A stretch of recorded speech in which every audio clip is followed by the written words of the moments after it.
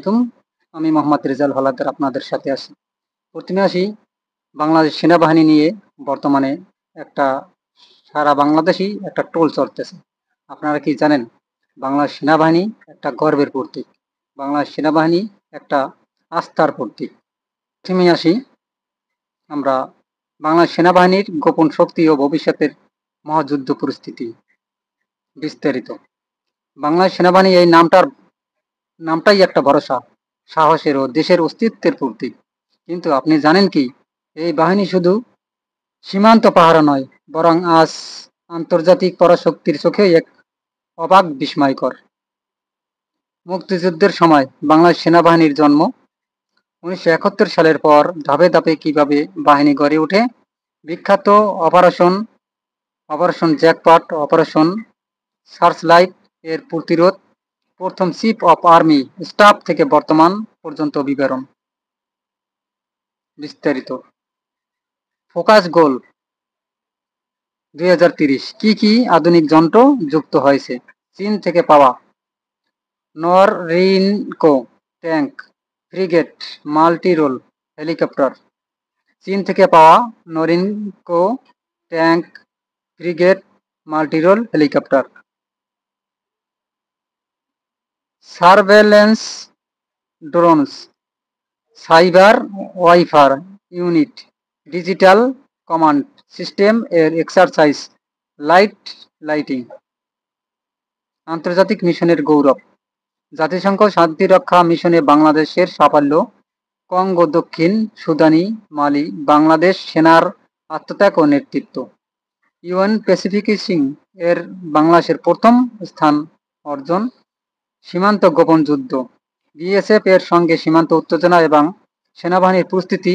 Myanmar সীমান্তে রোহিঙ্গা ইস্যুর কৌশল। চোরাচালান, অস্ত্র পাচার, জঙ্গি বিরোধী গোপন অপারেশন। ডিজিএফআই ও আর্মির সমন্বয়ে টার্গেটের অ্যাকশন।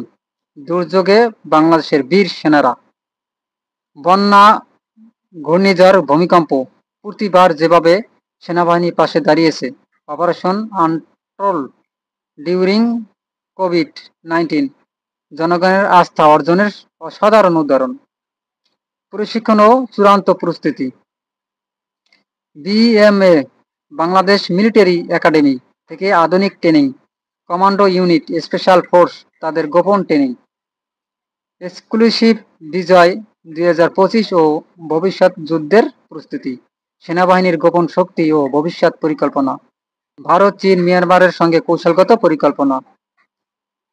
ফোর্স কমান্ড সেন্টার গঠন পরিকল্পনা। মিসাইল প্রোগ্রাম কি বাস্তব হতে যাচ্ছে? সেনাবাহিনী শুধু অস্ত্রধারী বাহিনী নয়, এরা জাতির নিরাপত্তার শেষ আশ্রয়। রাজনীতি থেকে দূর থেকে দেশের প্রতিটি ইঞ্চি রক্ষা করে চলেছে এই সাহসী যোদ্ধারা। আবেগপূর্ব, যতদিন বাংলাদেশ থাকবে ততদিন আমাদের সেনাবাহিনী রক্ত দিয়ে রক্ষা করবে এই মাটি, এই পতাকা এবং এই দেশ। সেনাদের স্যালুট। জাতীয় এই বীরদের আমরা জানাই আমাদের অন্তরস্থল থেকে আন্তরিক অভিনন্দন ও শুভেচ্ছা। আমরা তাদেরকে ভালোবাসার চোখে দেখি এবং দেশের ভাবমূর্তি রক্ষার প্রতীক হিসাবে দেখি। তারা দেশের গার্ডিয়ান, তারা এই দেশ রক্ষার সর্বস্ব ত্যাগ করে একমাত্র দেশ রক্ষার কাজে তারাই একমাত্র বেরিয়ে পড়ে। আর কোনো বাহিনী এমন বীরত্ব দেখাতে পারে না। শুধু বাংলাদেশ আর্মি একটা গর্বের বিষয়, একটা জাতির গর্ব। অতএব যারা আপনারা এই সেনাবাহিনীকে নিয়ে টোল করেন তাদের উদ্দেশ্যে বলছি, আপনারা জেনে শুনে টোল করবেন। কেননা আমাদের এই বাহিনীটিরা এখনো সৎ আছে বিদায় বাংলাদেশ থেকে স্বৈরাচারী সরকার পতন হয়েছে। আমাদের এই বাহিনীটা সঠিক আছে বিদায় বাংলাদেশ থেকে অন্যায় অত্যাচার দূর হচ্ছে।